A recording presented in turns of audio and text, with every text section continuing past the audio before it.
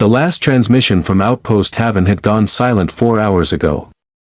Ambassador Grace Whitfield stood on the observation deck of the Ilvain colony station, watching the enemy fleet bloom across the tactical display like a slow, spreading bruise. 41 ships. The Drevakhi War Cluster had come for the colony the way a wolf comes for a wounded animal, unhurried, certain.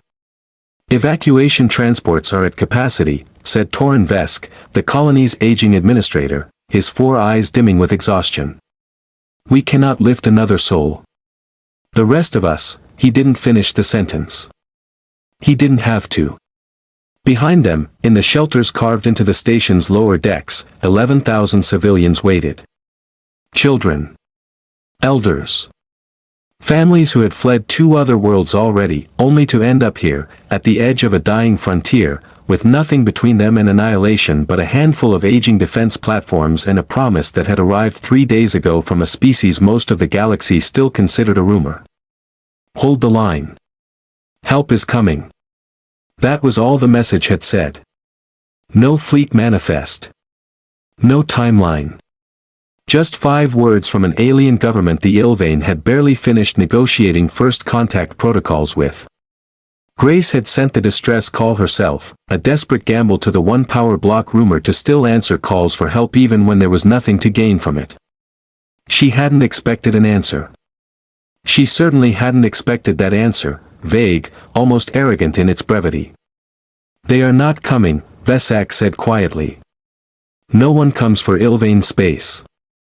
We are too far. We offer nothing worth dying for. Grace didn't answer. She was watching the countdown on the tactical display. 11 minutes until the Drevakhi cluster entered weapons range. 2 light-years away, aboard the CSV Kestrel Sound, Captain Daniel Reyes sat in the command chair and read the same distress call for the 9th time. Colonies non-aligned, non-allied, not even a trade partner, said his XO, Commander Olivia Hart, scrolling through the intelligence brief. Command didn't authorize this. We're 2 systems outside our patrol boundary, Captain. I know. If this goes sideways, there's no backup. No reinforcements. It's just us against a war cluster with a 3-to-1 ship advantage. I know that too. Reyes stood, straightening his jacket, and looked at the star field ahead, the quiet, patient dark that human ships had learned to stop fearing a long time ago. Ollie, you remember why we joined the fleet? Hart was quiet for a moment. Because someone has to. Because someone has to, Reyes agreed. Nobody's coming for those people. That's exactly why we are. He turned to the helm. Lieutenant Foster, plot an intercept course. Full burn. Aye, Captain. ETA to Ilvain colony, 6 minutes at combat thrust. Do it. The Kestrel Sound wasn't the biggest ship in the fleet. She wasn't the newest either, a midline cruiser, scarred from 3 prior engagements, held together as much by her crew's stubbornness as by her hull plating. But she had one thing the Drevakhi cluster didn't expect: she had humans who didn't know how to calculate odds before deciding whether to help. Back on the colony station, the countdown had dropped to 4 minutes. The Drevakhi flagship, a massive triangular vessel bristling with plasma cannons, had begun broadcasting on an open channel, a courtesy the Drevakhi extended only to enemies they considered beneath concern. Surrender the station. Your defenses are inadequate. Further resistance is a waste of resources, yours and ours. Grace gripped the railing. Around her, the last defense crews were strapping into stations they all knew wouldn't hold. Vesak had gone quiet, his eyes fixed on the children's shelter readouts, as if he could make the walls thicker just by watching them. Ambassador, came a voice from the comm station, young, trembling. We're picking up something. New contact. Single vessel. Coming in fast. 1 ship. Grace's stomach dropped. Identify it. A pause. Then, IFF confirms, it's human. The bridge went silent. On the tactical display, a single blip streaked into the system at a velocity that made the sensor officer double-check his instruments. Not a fleet. Not a task force. One ship, alone, burning straight toward 41 warships like it hadn't read the same numbers everyone else had. Aboard the Kestrel Sound, alarms chirped as the Drevakhi cluster locked weapons. "They're hailing us," Hart said. "Demanding we withdraw. Says a single vessel is, quote, an irrelevant gesture. Send them our answer," Reyes said. "Which is?" Reyes allowed himself a small, tired smile, the kind worn by a man who'd made this choice 100 times before and would make it 100 more. "Tell them we're not here to negotiate. We're here to make this expensive." The Kestrel Sound didn't slow down.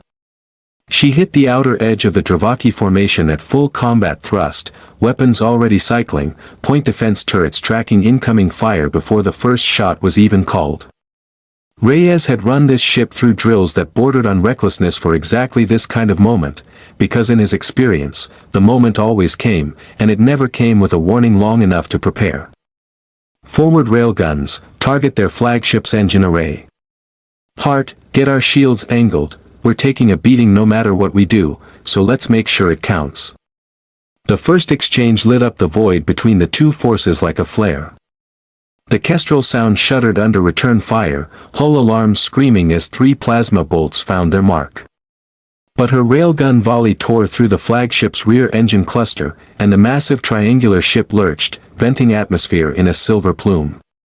Direct hit. Their flagship's losing thrust control. Good. Keep them looking at us. Reyes gripped the arms of his chair as the ship rolled hard to starboard, dodging a spread of torpedoes. "Ollie, time to the colony's defense perimeter. 90 seconds, if we survive that long. We'll survive." On the station, Grace watched the single-ship battle unfold on the display with something between disbelief and desperate hope.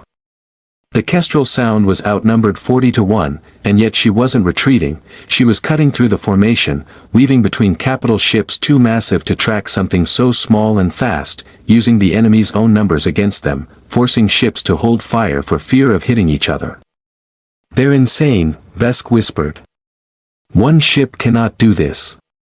"They're not trying to win the whole fight," Grace realized aloud, watching the pattern. "They're trying to buy us time."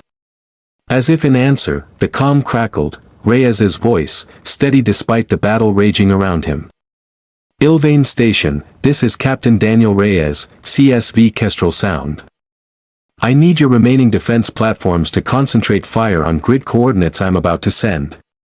We hit their flagship together, we break their formation. Can you do that?" Vesk looked at Grace. She nodded once, fiercely. "We can," Vesk said into the comm, "send the coordinates." The station's 3 remaining defense platforms, battered, undersized, meant for deterrence rather than war, opened fire in perfect coordination with the Kestrel Sound's next barrage. The combined strike hammered into the wounded Drevakhi flagship's core reactor housing. For a moment, nothing happened. Then the flagship went up in a silent, blooming white light that washed out the tactical display entirely. Without their command vessel, the Drevakhi cluster's coordination collapsed. Ships that had moved as a single predatory mass scattered into confusion, some breaking off, others colliding with their own formation in the chaos. Within minutes, the war cluster that had come to erase a colony was in full retreat, streaking away from a battlefield they no longer understood. The Kestrel Sound drifted, scorched and venting atmosphere from a dozen wounds, but whole. On the bridge, Hart let out a breath she'd been holding for 6 minutes straight. "Damage report? We're hurt badly, Captain. But we're here." Reyes allowed himself to sit back for the first time since the alert klaxon had sounded. "That's all that matters." On the colony station, Grace Whitfield stood at the viewport as the wreckage of the battle drifted silently past, and watched the small, battered human ship hang in the black like a promise kept. Around her, in the shelters below, 11,000 people who had believed no one would come were beginning, for the first time in years, to believe otherwise. "Ambassador," Vesk said softly, "why would they do this? A single ship, against those odds, for people they had never met. Grace thought of the 5 words that had started it all, hold the line, help is coming, and understood, finally, what they truly meant. Because that's what they do, she said. They just come.